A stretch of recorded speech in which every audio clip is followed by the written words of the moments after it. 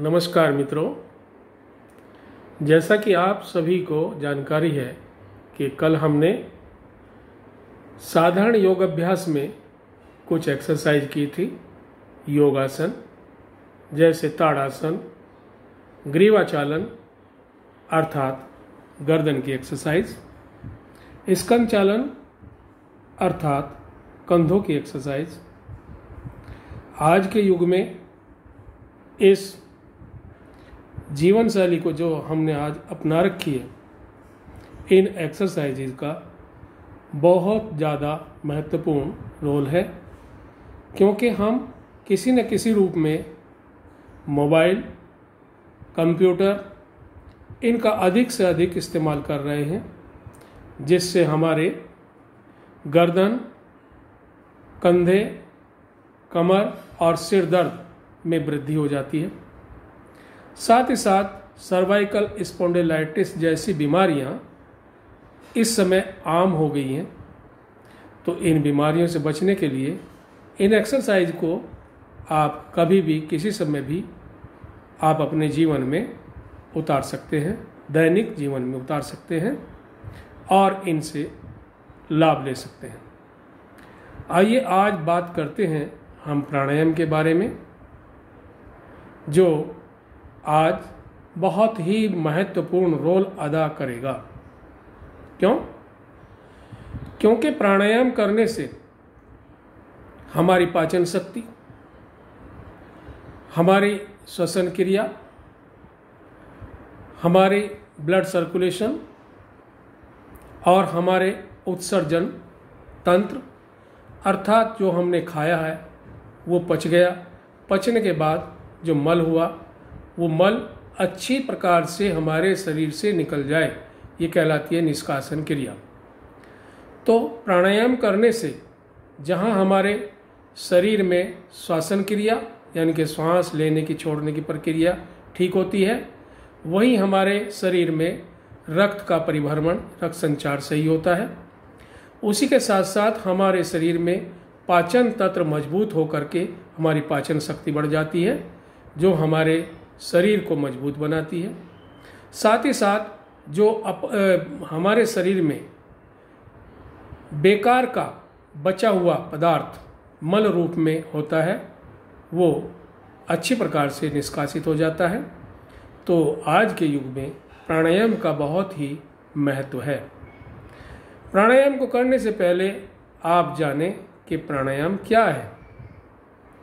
प्राणायाम, जैसा कि आप देख रहे हैं, हमारे बोलने से ही पता चल रहा है कि प्राणायाम साधारणतः दो शब्दों से मिलकर बना हुआ है, प्राण और आयाम। प्राण का मतलब है हमारी जीवनी शक्ति, हमारी प्राण ऊर्जा, और आयाम का मतलब है कि उसका विस्तार। अर्थात प्राणायाम वह प्रक्रिया है जिसमें हम अपनी प्राण शक्ति का प्रसार करते हैं, प्राण ऊर्जा का हम अपने शरीर में प्रसार करते हैं। हमारे शरीर में जब प्राण ऊर्जा अच्छी प्रकार से संतुलित होकर के शरीर में वास करेगी, तो हम हर प्रकार से शारीरिक रूप से, मानसिक रूप से, बौद्धिक रूप से और आत्मिक रूप से शक्ति संपन्न बन जाएंगे। अतः प्राणायाम करने से हमारे शरीर में प्राण ऊर्जा का संतुलन बनता है। अब आइए जानते हैं हम इसको कैसे करें। सबसे पहले ये जान लें कि आजकल हमारे शरीर में हमारे खान पान से वायु बनने का बहुत ज़्यादा प्रचलन बन चुका है। यानी कि जैसे हम खाना खाते हैं, शारीरिक वर्क हम कुछ नहीं कर रहे हैं, तो हमारे शरीर में पड़ा हुआ भोजन अपच भी रहता है और वायु के रूप में वो हमारे शरीर में कहीं ना कहीं रुक करके एक दूषित वातावरण पैदा करता है। यानी कि जो हमारे शरीर में वायु रुक जाती है, कौन सी वायु रुकती है? वो रुकती है कार्बन डाइऑक्साइड, वह एक प्रकार से हमारे शरीर में जहरीली वायु कहीं भी रुकती है तो वहीं पर हमें नुकसान पहुंचाती है। यदि हार्ट के आसपास रुक जाए तो हार्ट पर असर करेगी, यदि सिर की ओर चली जाए तो सिर पर असर करेगी, दर्द बना देगी, और शरीर के किसी भी अंग में चली जाए तो वो वहीं पर दर्द बना देती है। सबसे पहले प्राणायाम करने से पहले हम इस क्रूर वायु को शरीर से साफ करेंगे, इसकी सफाई करेंगे, वो भी हम वायु के द्वारा ही सफाई करेंगे। इस क्रूर वायु को साफ करने के लिए हमारे योग ग्रंथों में एक क्रिया दी गई है, शोधन क्रिया, उसका नाम है वात धोती, यानी कि वायु से अपने शरीर की आंतरिक सफाई करना। इस क्रिया को कैसे करते हैं ये मैं आपको बताता हूँ, आप मुझे ध्यान से देखें। सबसे पहले कमर गर्दन बिल्कुल सीधी करके बैठ जाएं। बैठने का क्रम यह है कि आप आलती पालती लगा करके बैठ सकते हैं, स्वास्तिक आसन में बैठ सकते हैं, साधारण आसन में बैठ सकते हैं, या पद्मासन में बैठ सकते हैं, या वज्रासन में बैठ सकते हैं, लेकिन ध्यान रखें कि रीढ़ आपका सीधा रहे। तो सबसे पहले हम करेंगे ये वात शोधनी क्रिया, यानी कि वात धोती। इसके करने से क्या होगा कि हमारे फेफड़ों में, पेट में, आंतों में जो वायु, जो क्रूर वायु है, जो कार्बन डाइऑक्साइड है, वो यदि रुकी हुई है तो वो बाहर निकल जाएगी। वो कैसे? हम इसको मुंह को बनाएंगे कौवे की चोंच की तरह और वायु का पान करेंगे। वायु का पान करके, यानी कि उसको अंदर भर के, फिर धीरे धीरे नाक से उसको निकाल देंगे। कैसे? एक बार देखें।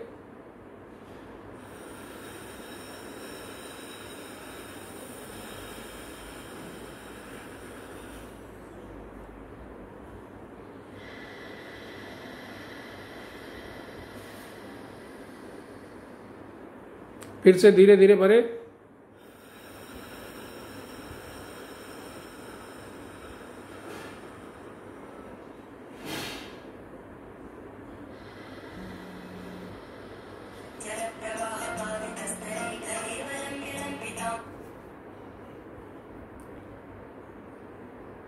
ऐसे ही धीरे धीरे श्वास को भरेंगे और धीरे धीरे ही निकालेंगे।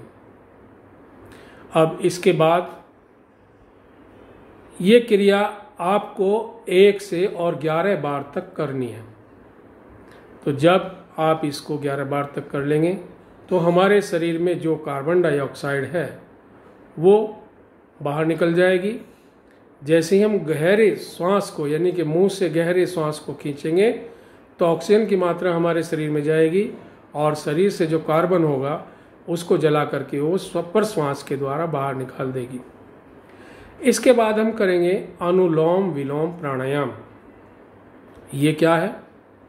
ये बाएं स्वर से श्वास को, यानी कि बाएं स्वर का मतलब है बाएं नासिका के छिद्र से श्वास को भरें बहुत धीरे धीरे, और धीरे धीरे ही दाहिनी नासिका से श्वास को बाहर निकाल दें।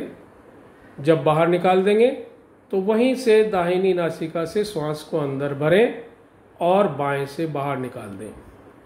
एक से भरेंगे, दूसरे से निकालेंगे, फिर दूसरे से भरेंगे, पहले से बाहर निकालेंगे। इस कर्म को कहते हैं अनुलोम विलोम। अब कैसे करेंगे? ध्यान से देखें। अंगूठे से दाहिने स्वर को दबा लें, यानी कि दाहिने नॉस्ट्रिल को दबा लें, और बाएं से धीरे धीरे श्वास को आराम पूर्वक भरें। जितना यथाशक्ति, यानी कि आपकी सामर्थ्य है, उस हिसाब से श्वास को भरेंगे और धीरे धीरे उसी प्रकार से शक्ति के अनुसार उसको बाहर निकालेंगे। एक बार देखें।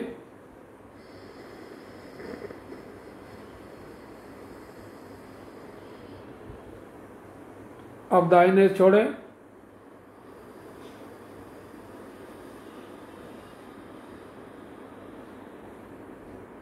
अब दाहिने से भरें,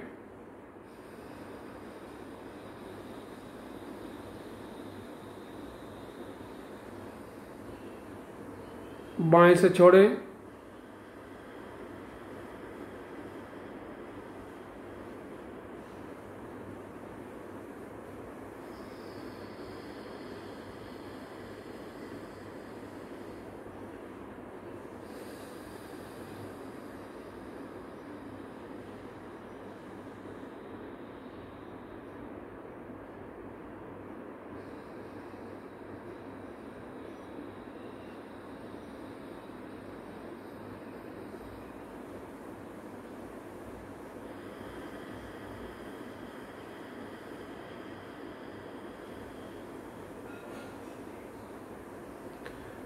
श्वास बाएं से लेकर के दाएं से छोड़ना, फिर दाएं से भर करके बाएं से छोड़ना, ये एक प्राणायाम हुआ। इसी प्रकार से आपको ये 11 प्राणायाम करने हैं, अनुलोम विलोम। इसके बाद हम करेंगे ओम का उच्चारण। इसमें क्या करेंगे, धीरे धीरे दोनों नॉस्ट्रिल से श्वास को धीरे धीरे भरेंगे, यथाशक्ति जितना भरा जा सके उतना भर लें।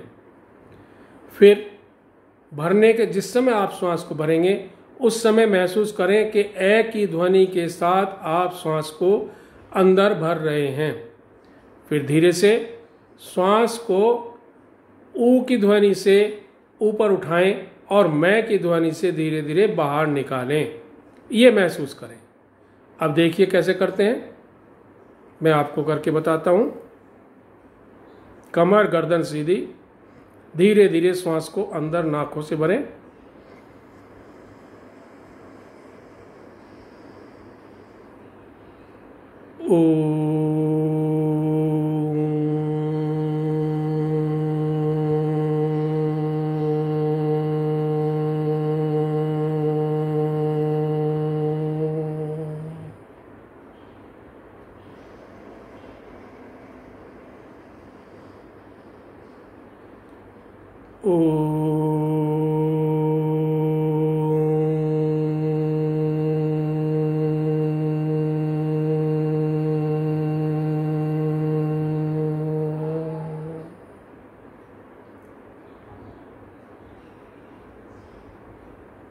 ये ओम का उच्चारण भी आपको 11 बार करना है।